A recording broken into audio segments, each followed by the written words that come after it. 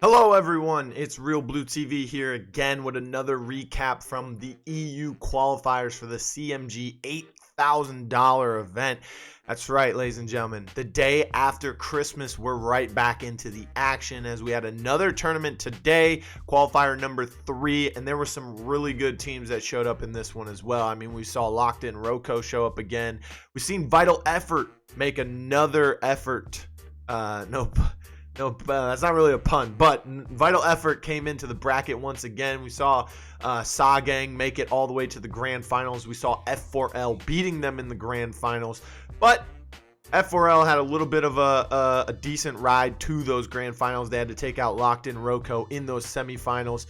And SaGang had to take out Streak Nation. SaGang being pushed to game 3 by Streak Nation. That was kind of an iffy matchup. It kind of looked a little chaotic between the two teams, especially in that game 3 on Factory.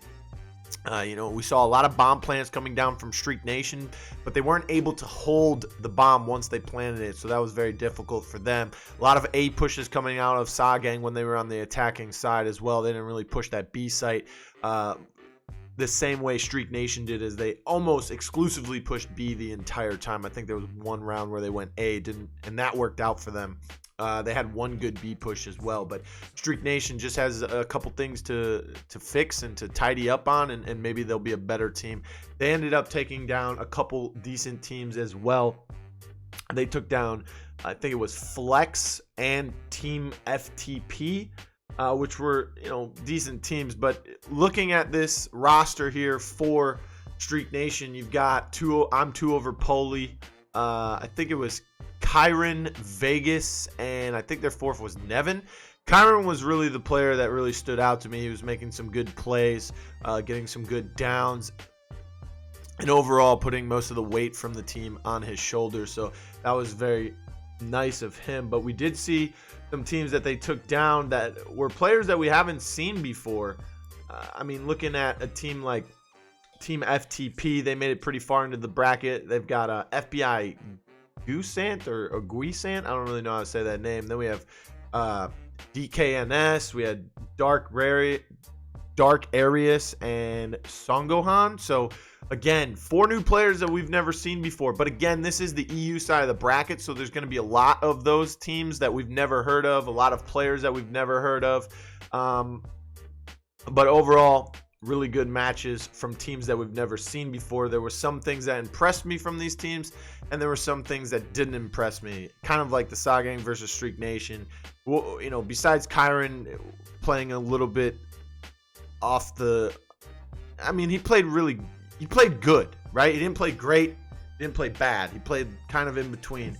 That was the impression that I got from him at that time. But the rest of the game's pretty chaotic, so not too much to go off of. But F4L was able to 2-0 SaGang in the grand finals. There was a couple rounds that they gave up in each game. I think it was 1 or 2 rounds in each game. Those were just because they made some mistakes. They weren't able to get the headshots that they needed. They weren't able to get some good picks off the start of the round, or just SaGang being able to capitalize on 1 or 2 mistakes that F4L made. But other than that, it was pretty clean from F4L, and they actually picked up 2 decent players. We know that F4L usually comes in with Holiday and Moho. They're the duo that usually sticks together and keeps that F4L banner going.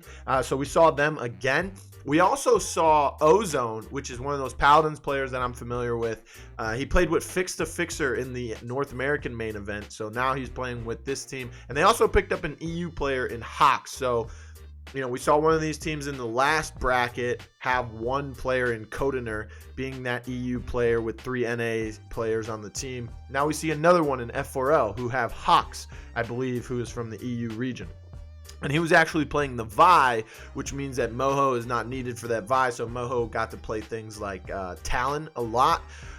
And PTS did come out today, so with those new updates to Talon's pistol and the way Cloaked is working now, I think that Talon might be a little bit better. ladies and gentlemen. So start practicing that. And speaking of starting to practice characters, you got to get Sigrid in there. We saw Holiday playing the Sigrid for F4L, basically just shielding up and walking at people. Their pushes on attack and defense, they were playing so aggressive. They were taking over sites because that Sigrid was allowing them. There were a few people that came into Holiday's chat, like Highlight from Morningstar, asking, we can use they didn't know that they can use Sigrid, so maybe that's the reason why. No, we haven't seen Sigrid pop up as much in the EU tournament. We know she was banned in the North American main event because that was only 3 days after her release. Now we're about 2 weeks into it, so hey, start practicing with Sigrid. We did see it in qualifier number 1 from Status Quo. If any of you were watching Flamesword stream, he was playing that, especially most notably on that High Castle map. I forgot what round it was, but he was able to just push the A site with Sigrid as he just shield up and goes across the zip line with his shield out. So kind of OP. So if anybody's out there listening, make sure you're practicing Sigrid. I think that she will be pretty good in some very nice compositions, especially if your team likes to play aggressive or you want to just overwhelm your opponents and take over sites. I think that she can help you do that.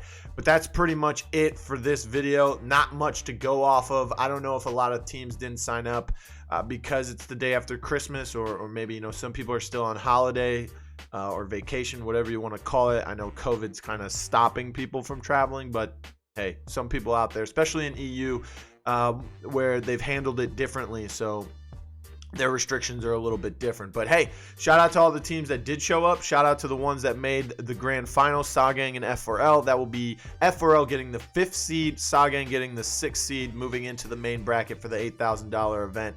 There were some other teams to look out for that are most likely going to be in the next tournament, being Locked in Roco. I mean, Streak Nation could clean things up. They did make a pretty deep run as they made it to the semifinals. Flex, Vital Effort, Hazik, Team Tenacity, and 8-Bit Esports, another team we've seen a couple times. So there's still some really good EU teams out there. There's still some good NA teams and NA players that might show up in the tournament as well. So look out for all of them.